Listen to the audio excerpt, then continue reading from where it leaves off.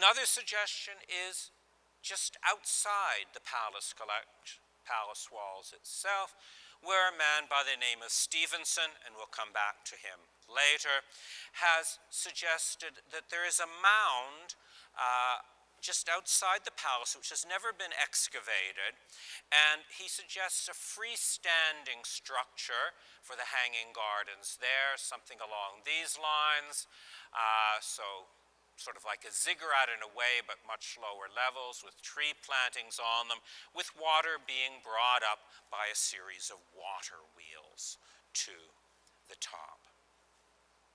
These are the suggestions that have come.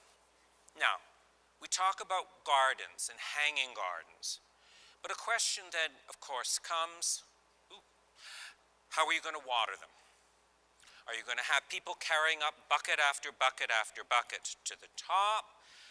The typical method in ancient Mesopotamia was buckets, using a shaduf, a bucket on the end of a pole, and you lift water up. Now, for the gardens, this would have been a mammoth problem. Stevenson says the use of water wheels. And here we have one from the Middle Euphrates. But we have no evidence that water wheels were tested in this time in Mesopotamia. He's assuming they were. We have no document to that fact. Another scholar has suggested using the Archimedes screw. And one of the Greek writers does say they used the screw to get water up. You see it here, it's a sort of a spiral, it pulls the water up to a cistern, and you use another one to pull it up and up and up. And apparently it's quite efficient. But actually, we have no evidence of the screw being used in Mesopotamia. It was used in Greece, and it was used in Egypt. Mesopotamia, not. Although Dr. Daly, who's proponent of this view, would argue there is a reference to it in one cuneiform document. I'm less convinced by that, I must admit. She takes it, the idea based upon the outside of a palm tree, which seems to have spirals on it. And she takes the word for a palm tree to mean a screw, like an Archimedes screw. It's an interesting suggestion.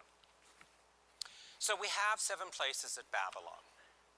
Is there another suggestion? Now, there has been. In a series of articles, an esteemed English colleague of mine, Stephanie Daly, has published a view that the Hanging Gardens of Babylon were not at Babylon. They were at Nineveh in northern Iraq.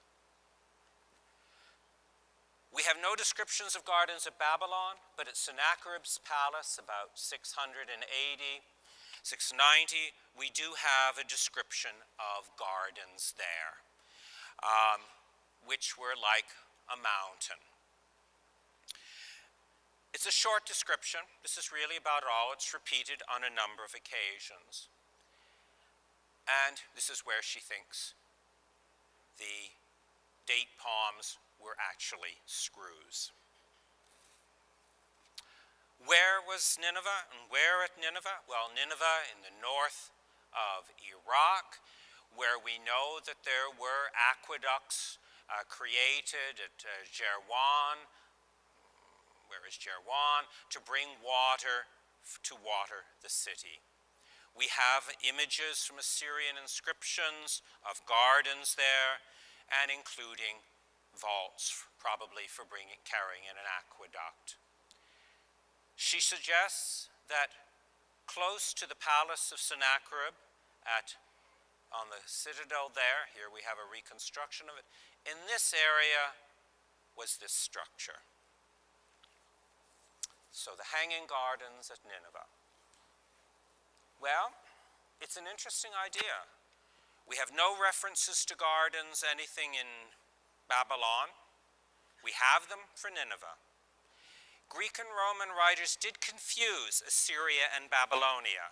Kings of Babylonia were called kings of Assyria. Kings of Assyria were called kings of Babylon. Sometimes Babylon and Nineveh were mixed up as well. Possible. It's an interesting suggestion, and some of you may have seen a PBS documentary in May supporting this view of hers. So, where were the Hanging Gardens of Babylon? 7 possible suggestions at Babylon or Nineveh. What did they look like? Were they actually sort of structures in terraces, artificial? Were they more natural terraces? How were they watered? By water wheels or by the Archimedes screw? Well, that's the million-dollar question. Now, some of you may complain the million-dollar question. Shouldn't it be the $64,000 question? And I'm old enough to know that. But there is a reason for the million-dollar question. Stevenson's proposal that he made on the reconstruction was as a result of a competition. Back before the fall of Iraq, in the time of Saddam Hussein, he created a competition to rebuild the Hanging Gardens of Babylon. And the prize was over $1 million. I don't remember how much it was, to whoever came up with the best idea for building them. I must admit, and I'm embarrassed to say, I don't know what is the correct idea. I don't know where they were. I don't know what they look like. All of these suggestions have good points for them. All of them have bad points for them in my mind.